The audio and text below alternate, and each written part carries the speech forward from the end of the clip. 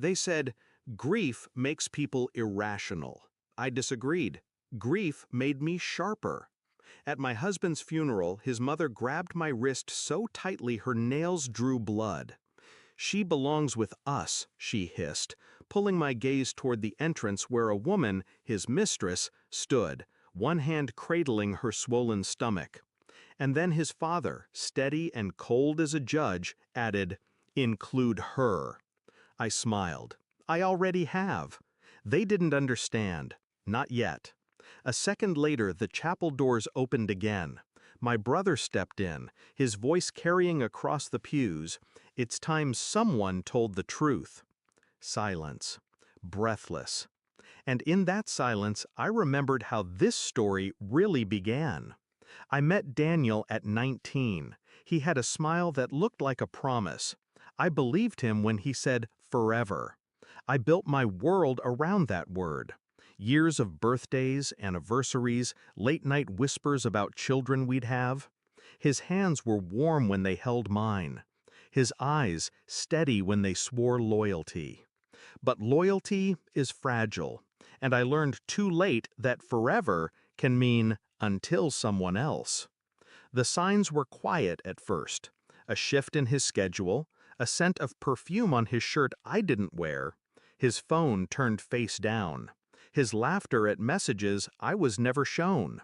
I didn't confront him, I simply watched. Until one night when he fell asleep with his phone unlocked.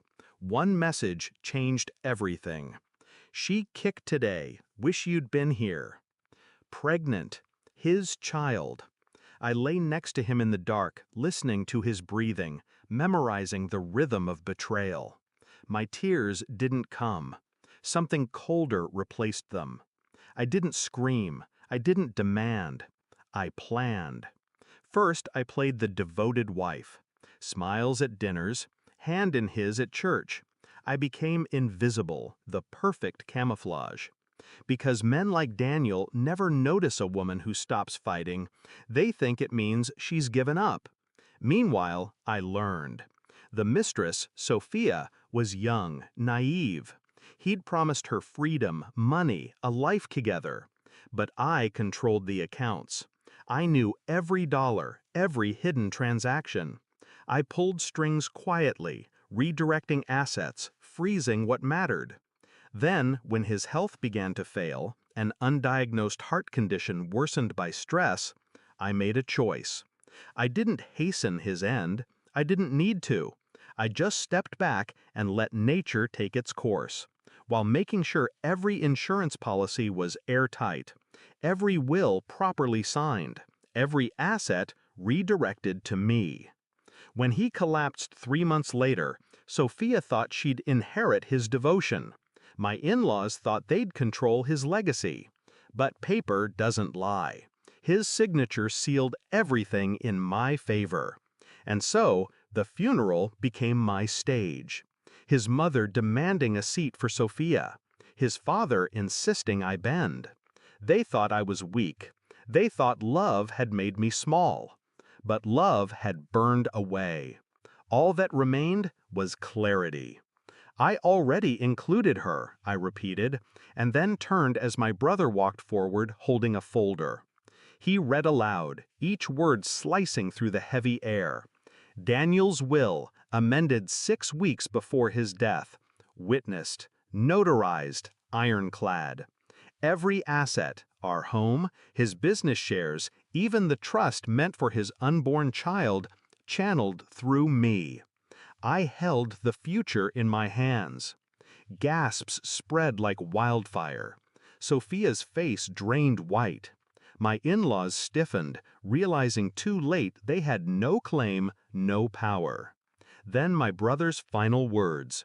And in case anyone doubts, Daniel confessed in writing that the affair was his mistake, his alone. He wrote this so his wife would not carry shame that was never hers.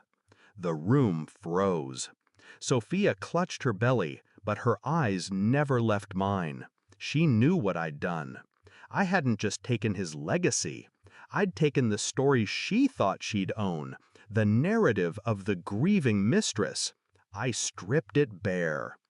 After the service, they didn't approach me. Not his parents, not Sophia. They understood. Some will call me cruel. Maybe. But betrayal rewrites you. It carves out softness and replaces it with steel. Daniel betrayed me, but he also freed me. Freed me from the illusion that love without loyalty is worth anything. Now I walk through the ashes of what he left, holding the match he never saw me strike. And when I close my eyes at night, I don't see his smile anymore. I see the moment his parents realized they lost. I see Sophia learning she was nothing but a shadow. That's the image I keep.